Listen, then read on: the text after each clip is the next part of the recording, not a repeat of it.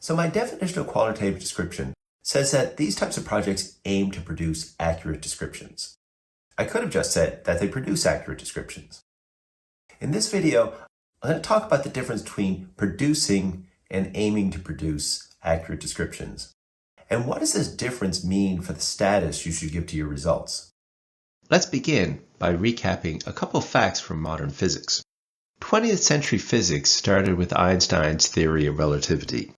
Key to the theory is the idea that all observers view things, even time and space, from some perspective. And the perspective of the observer determines whether a statement is true or not. Heisenberg's uncertainty principle is another important physics theory. One way to think of it is that you cannot accurately measure both the place and speed of a subatomic particle because measuring one impacts the particle so that you cannot also get an accurate measure of the other at the same time. In other words, there are no perfect, complete measurements because the act of measuring impacts what is measured. There are no ideal observers. Researchers always conduct their projects from some perspective. Outside of some forms of participant observation, engaging with participants impacts what they'll say and how they act. There are no pure responses. Even in writing up our results, there's no perfect, complete account. As nonfiction writer John McPhee wrote, what to include, what to leave out. Those thoughts are with you from the start.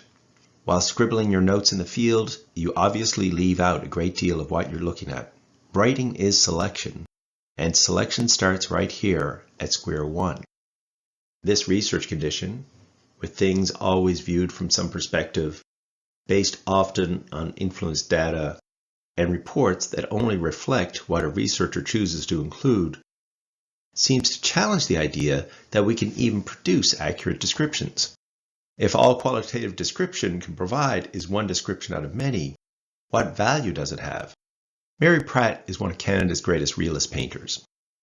Even though she tries to capture an accurate account of what she's painting, her subject is always viewed from some perspective, based on objects that are influenced by changes in the light, and her paintings are based on her choices of what to include on the canvas. Her paintings are still more accurate depictions than those produced by artists aiming at more abstract representations. If we compare her paintings to some of Picasso's, you would likely agree that hers better depict what apples actually look like, for example. Skill plays a role here, but intention plays a significant role here too. As a realist painter, she's aiming to produce an accurate representation. Similarly, regardless of the conditions they face, researchers engage in qualitative description projects aim to produce an accurate description of their subject matter. There are no perfect, objective, or complete descriptions, but there are more accurate depictions than others. Qualitative descriptive projects aim to produce as accurate and as fair a description as the researcher can of the topic being studied. As researchers, we need to be humble regarding the status of the work we produce. A commitment to producing an accurate description requires commitment and hard work. This commitment to producing accurate depictions is helped by the fact that qualitative description projects often report in terms that are easily understandable to the research participants. As Sandalowski points out, because qualitative descriptions rely on low inference and descriptions presented in everyday terms, they are likely to result in easier consensus among researchers that a description is accurate, even if it can never capture everything. It's not that qualitative description is more true than other methodological approaches.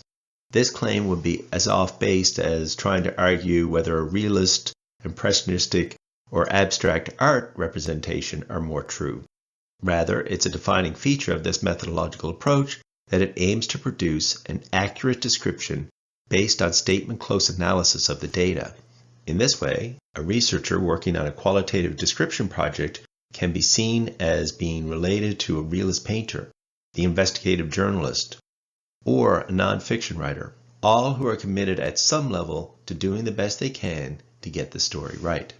Qualitative description is clearly not the only useful methodological approach that researchers can adopt, but it is an approach suited for addressing many important research questions that society would benefit from having be addressed in a rigorous way.